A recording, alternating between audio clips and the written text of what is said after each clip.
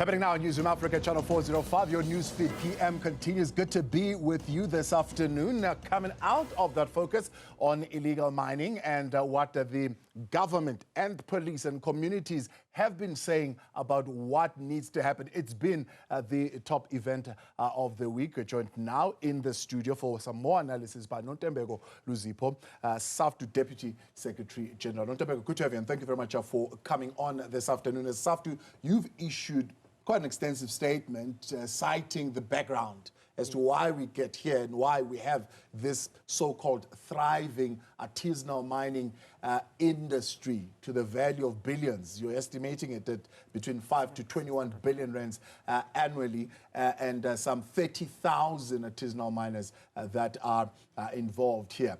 Now, the question that many are putting to you is, are you not concerned about the illegality of the situation that is prevailing in Stilfontein? Thank you, Butabo, and we appreciate for the calling of SAFTU to be here. No, SAFTU is not condoning the illegality of the process.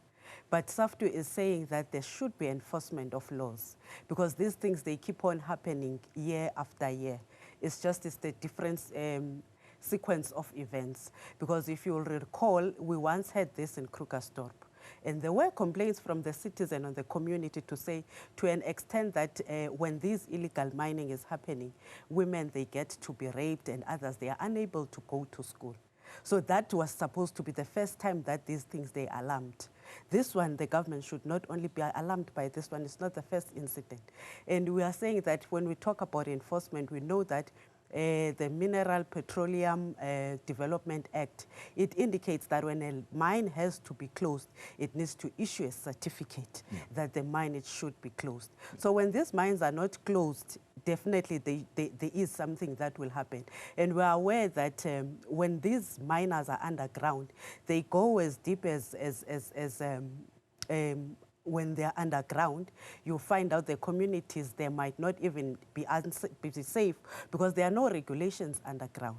So we are calling the government to intervene, engage with the miners that are there, the community that is there, to ensure that at least this gets to be resolved. Who do you engage? I mean, it seems it's an unorganized operation that is going on in there. There are syndicates that are operating there. There could also be individuals who are now operating other businesses, like the taking down of food and whatnot and so forth, and water down there, who have found that particular branch of business to pursue. So these are not organized human beings. So if you're saying government must engage them, who do you begin to engage? The reality is that it should be a syndicate. I think if your understanding and my understanding or our assumption is that there is a syndicate, that's where the steps of investigation, they should start. That we can't continue having, continuously having the illegal miners without beneficiaries. There are people who are benefiting, there are people who are buying this, but where is the investigation? What happens to that? It seems there is no interest from the government to say who makes this business to continue, even if the government wants to stop. It should start from there. These people, they are our communities. You should get information from the community instead of blocking everyone. Engage the communities. Do you know these people? Who are these people? So that you understand, you will get an information, one or two there that you can gather, so that you are able to understand where to from once you've got that information. So that's what we mean when we say the government should engage and ensure that the situation is being resolved without, because when we see this, we are smelling another Marikana. It might not be the same way it happened, because the Marikana situation, one will say it was that was a deadlock in terms of the wages. Now here we're talking about people who've got interest on the mineral resources that are sitting there, and they are doing business. unregulated, because we should not forget that this process is done unregulated.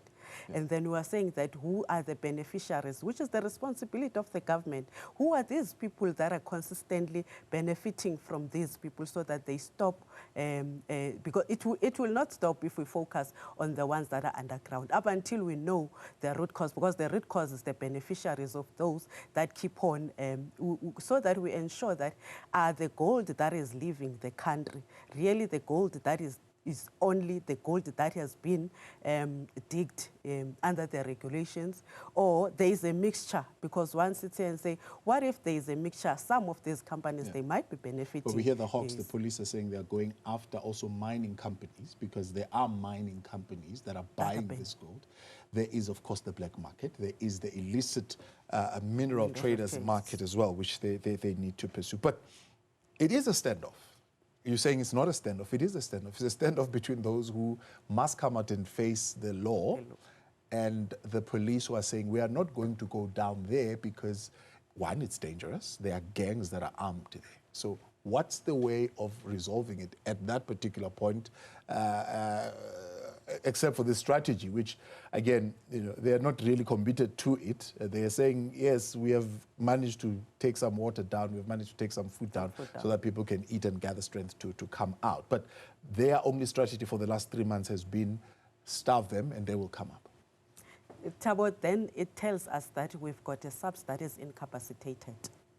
If SAPS says that we are not willing, because one of the responsibilities of the South African Police Services is to able to engage in situations, because this one is not similar to a situation of a hostage, when people are being held at hostage, but these ones, they are underground. So they will need to have those skills of people that are able to go down, which is the South African Police Service, not anyone else, so that they are able to engage the people. And, the ones that are down, one is that the understanding is that we have not verified them, but we do have an understanding that it can be undocumented South Africans.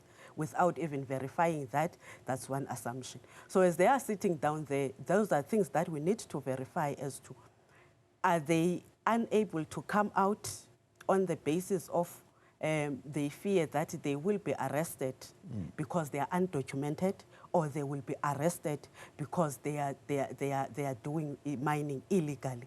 But if you are not catching them with the gold or anything that is similar to doing mining, you cannot arrest on the basis of that. But there is a fear also down there, or on those ones, that there is a fear of we might be arrested because we are not documented. We are undocumented citizens.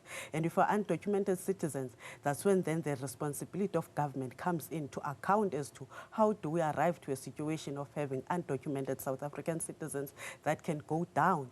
And we should have a government who is able to assess the risk and the dangers of how deep did they dig, and the risk we might experience in the future. We might not have it now. One can say that's long term.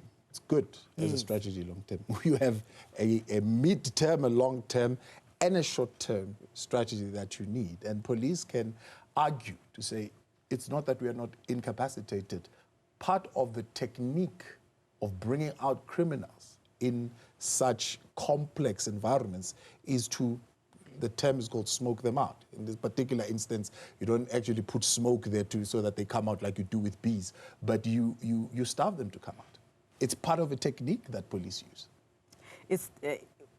It's what the minister has said, will smoke them up, which from the SAFTU position, we view that as a very arrogant position. Hence, I'm saying that when I started to engage on this, to say we should not have been in this situation, because this is not the first incident, but it's such that it changes its color. It came white, the other time it will come red, and it might not be the end if we're not facing it again this time. So unfortunately, the engagements between the SAPS, they need to be there to starve them. It might be a call for another disaster, because it's not a tested results to say that when we starve them, we might not get, because the reality is that they don't even know how damage they have caused. Hence, I'm saying that what if tomorrow you go to Stilfontein, you find out many communities, the houses have fallen and everything, or they come out in numbers at night and they do 1, 2, 3. So it's not even a tested something. But currently, I think the correct one would be when the police, they are exercising their right of engaging any citizen who seems to be at hostage. That's what is at the moment lawful. If that has been done, at least we will understand that, therefore, then there's nothing that the subs can do. At the moment, they have not exercised that. Yeah, but it's SAFTU again tomorrow that's going to come and say, we sent your members down there unprotected, who are police officers, because you've got members in all sectors. Now, if the police sends them down there, they endanger themselves, there are gangs there, there's arms that are down there, and all sorts of things. It is SAFTU again that's going to come and say, well, you've sent our members down there unprotected. It should not be the case, Thabo, where there is no risk assessment done. Hence, I'm saying it should all be the consideration of the risk with the ones that will be engaging the police, the ones that are engaged downstairs, even the communities. It's not a one-sided way we should focus on one. We've got interest on also making sure that we've got communities that are able to be sustainable and they are not harmed and they are not under danger, as much as we've got an interest of those ones that are under the ground to ensure that they come out without also harming the communities that are around Stilfontein. Yeah. Why is it that up until this point, as you mentioned, I mean, there was that incident of the rape of the 8 girls in one of the mines in the Northwest. I engaged with the Department of Mineral Resources. I engaged with the Portfolio Committee. Why is it that so far the only intervention that concerns this new, as you call it, feature in the mining sector has been Operation Valumgoti? So we will cement these places and close these mines, as opposed to having a much more detailed conversations around the regulation of this particular sector. The regulations are there, Thabo. Hence I'm saying when the mines are to be closed, that's when the regulation comes in as to what regulation I need to close the mines. And then. But that's not where I'm heading. I'm heading about the regulation of the artisanal mining sector, because we don't have such a sector and how it's regulated and how we should deal with that. All we know is that, yes, there is an environmental necessity, if you like, or legislation that says once you finish mining, close the mine. And environmentally, this is how you need to act. So there's an environmental management plan. There is the Minerals and Petroleum Resources Development Act. There is the National Environmental Management Act, of course, as I mentioned, that you need to adhere to. But over and above that, we don't have a regulation to say those who will choose then, because there are mines that are going to leave some of these deposits and go mine deeper where there's more profit. Right? What happens to those who want to occupy these mines? Then it's something that needs to be regulated and debated at NEDLEC, so that there should be a regulation, so that when there's an interest of closing the mine, and others are saying, but you can't close the mine because we can still see that there is a product that is coming and it gets to be mined illegally. So in the absence of such regulations or legislation, that is what will take us there, because the fact that we keep on seeing illegal mining continuing is because there are resources that are being mined on the closed mines, because they are not closed, but they assumably they were supposed to be closed mines, but they keep on. But then there is no regulation that says when one has an interest to continue and mine, despite the fact that the mine was supposed to be closed. So there is a platform to engage on that. Maybe it is a work that should be done by us as trade unionists, because we should not shy away from taking responsibility as well. It should be a responsibility that is done by trade unionists to say that, because the definition of someone who is digging a mine, the definition is that that person is a worker. So when they dig those mines and with the interest of coming with a product and they really receive the product when the mine is closed, what should be our interventions as trade unions to ensure that when it's done within the ambits of the legislation and the ambits of the law? I find that quite interesting because that's what I read in your statement. I wanted to engage you on that. You consider the 350 to 400.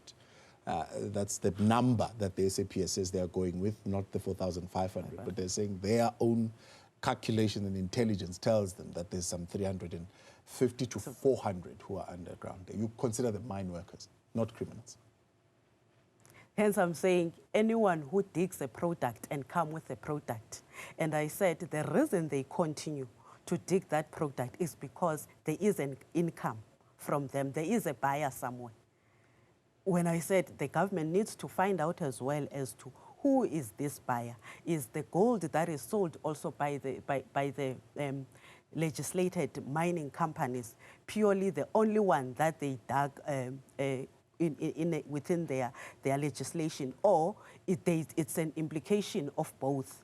So those ones, they are workers because they are selling their trade as well when they are underneath. There is a buyer somewhere. As they are digging with the intention of making an income.